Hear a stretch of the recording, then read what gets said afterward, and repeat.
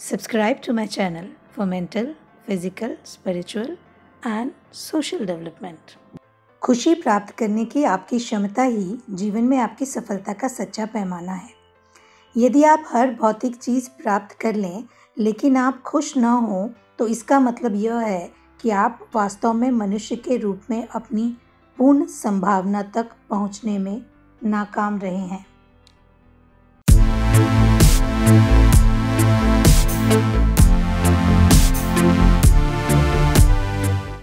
Power of self discipline के अध्याय 15 में आज बात करेंगे आत्म अनुशासन और खुशी के बारे में। आप उसी हद तक खुश महसूस करते हैं जिस हद तक आपके जीवन पर आपका नियंत्रण होता है। आप उसी हद तक नाखुश महसूस करते हैं जिस हद तक आपको लगता है कि नियंत्रण आपके हाथ में नहीं है और दूसरे तत्व या लोग आपको नियंत्रित कर रहे हैं। मनोवैज्ञानिक इसे नियंत्रण केंद्र की संज्ञा देते हैं। इस पर 50 वर्षों तक शोध हुआ है और सैकड़ों पुस्तकें तथा लेख प्रकाशित हो चुके हैं। सबका निष्कर्ष यही है कि आपको तनाव और दुख तभी पैदा होता है जब आप खुद को बाहरी परिस्थितियों द्वारा नियंत्रित महसूस करते हैं। इसे आंतरिक नियंत्रण केंद्र यानी खुशी का केंद्र और बाहरी नियंत्रण केंद्र यानी दुख का केंद्र कहा गया है। आपका नियंत्रण केंद्र तब आंतरिक होता है जब आपको महसूस होता है कि नियंत्रण आपके हाथ में है। आप अपने निर्णय खुद लेते हैं और जीवन में अपने साथ होने वाली अधिकांश चीज़ों को आप ही तय करते हैं। दूसरी ओर आपका नियंत्रण केंद्र उसी हद तक बाहरी होता है जिस हद तक आपको महसूस हो कि नियंत्रण आपके हाथ में नहीं है। आप में अपने जीवन को दिशा देने की बहुत कम क्षमता है। उदाहरण के लिए, यदि आपको लगता है कि पक्षपाती या आलोचनात्मक बॉस आपको नियंत्रित कर रहा है लेकिन ज़्यादा जमा पूंजी न होने के कारण आप नौकरी छोड़ने से डरते हैं, तो आप काफ़ी तनाव में रहेंगे, चिंता में रहेंगे।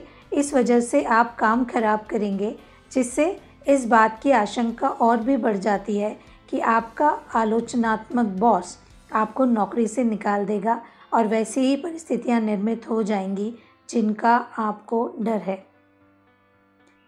एक और उदाहरण से समझते हैं।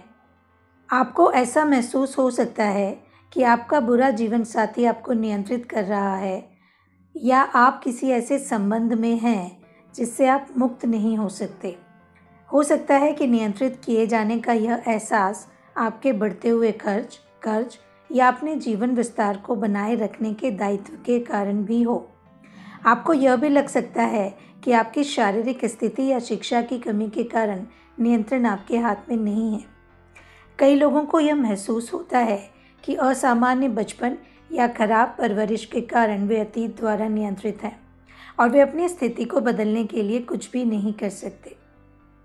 कई लोगों को ये भी महसूस होता है कि वे अपने व्यक्तित्व द्वारा नियंत्रित हैं और उसे बदलना उनके लिए संभव नहीं है।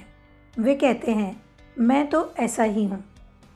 यह कहकर वे आवश्यक अनुशासन और इच्छा शक्ति का इस्तेमाल करने की सारी जिम्मेदारी से बरी हो जाते हैं। हालांकि वे जानते हैं कि जिस तरह का जीवन वे जीना चाहते हैं और जिस तरह की खुशी वे प्राप्त करना चाहते हैं, उसके लिए उन्हें वे परिवर्तन करना ही होंगे। नियंत्रण केंद्र को बाहर से अंदर लाने की कुंजी बहुत सरल है। यदि आप स्वीकार करें कि वास्तव में आप अपने निर्णय खुद लेते हैं और आप जहाँ कहीं भी आज हैं, जिस हाल में हैं, अपने ही कारण हैं। यदि आपके जीवन का कोई ऐसा पहलू है जहाँ आप खुश नहीं हैं, तो स्थिति को बदलने के लिए जो भी ज़रूरी हो उसे करने के लिए खुद को अनुशासित करें। कई बार आपको यह लगता होगा कि खुश रहने के लिए कुछ खास परिस्थितियाँ होनी चाहिए। अक्सर आपकी मनचाही परिस्थितियां और मौजूदा परिस्थितियों के बीच के अंतर से ही यह तय होता है कि आप खुश हैं या दुखी। यह बहुत हद तक आपके अपने मूल्यांकन और निर्णय का मामला होता है। एक पुरानी कहावत है, सफलता का मतलब चाही गई चीज़ को पाना है, जबकि खुशी का मतलब पाई हुई चीज़ को चाहना है। बेहद लोकप्रिय और सम्मानित रेडियो कमेंटेटर अर्ल नाइटिंगेल ने सफलता के संदर्भ में कहा था खुशी किसी सार्थक आदर्श की क्रमिक प्राप्ति है। जब आपको लगता है कि आप सीढ़ी दर सीढ़ी किसी महत्वपूर्ण चीज़ या अपने सबसे महत्वपूर्ण लक्ष्यों की ओर बढ़ रहे हैं, तो आपको खुशी का एहसास होता है। आप संतुष्ट महसूस करते हैं। आपको व्यक्तिगत विकास और सुख की ज़बरदस्त अनुभूति होती है। आत्म-अनुशासन खुशी के लिए अनिवार्य है।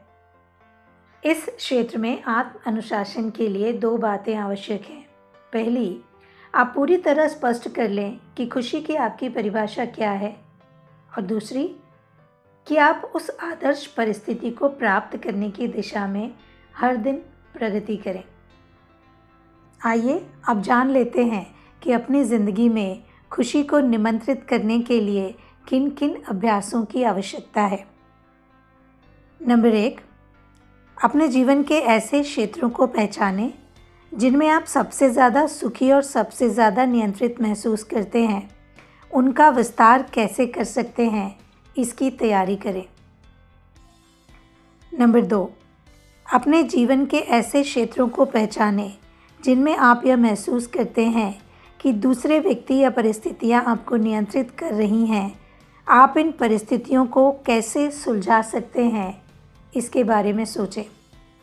नंबर 3, अपने जीवन के ऐसे कार्यों को पहचानें जिनमें आपकी वर्तमान उपलब्धियां और मनचाही उपलब्धियों के बीच काफ़ी अंतर हो। इस खाई को पाटने के लिए आप क्या कर सकते हैं, इसके बारे में लिखें। नंबर 4, उन वर्तमान अभावात्मक आवश्यकताओं को पहचानें जो आज पूरी नहीं हो रही हैं, और पता करें कि आप इन आवश्यकताओं को कैसे संतुष्ट कर सकते हैं। इस ओर अपना एक्शन प्लान बनाएं और चल पड़ें। नंबर 5, अपनी उन गतिविधियों को पहचानें जिनसे आपको जीवन में व्यक्तिगत खुशी और अपने शिखर अनुभव पर पहुंचने का सबसे प्रबल एहसास होता है। खुशी के इन पलों को बढ़ाने के लिए आप क्या कर सकते हैं, उसकी तैयारी करें। नंबर 6, अपने जीवन के उन क्षेत्रों को पहचानें जिनमें आप सबसे ज़्यादा असंतुष्ट महसूस करते हैं। असंतुष्टि की इन भावनाओं को दूर करने के लिए आप तत्काल कौन से कदम उठा सकते हैं, वो लिखें और वो कदम उठाने की तैयारी करें। नंबर 7, अपनी खुशी को परिभाषित करें। आपके लिए खुशी का क्या अर्थ है? सचमुच खुश महसूस करने के लिए आपके पास क्या होना चाहिए? इस स्थिति को उत्पन्न करने के लिए आप तत्काल क्या कर सकते हैं, उन पर काम शुरू करें। तो तैयार हो जाइए खुश रहने के लिए। खुशी को अपनी ज़िंदगी में निमंत्रित करिए और ऐसी व्यवस्थाएं करिए कि खुशी आपके ज़िंदगी से कहीं जाए ना, हमेशा आपके साथ रहे। आत्म अनुशासन की शक्ति के अगले अध्याय में आपसे फिर मुलाकात होगी। तब तक के लिए अपना ख्याल रखिएगा।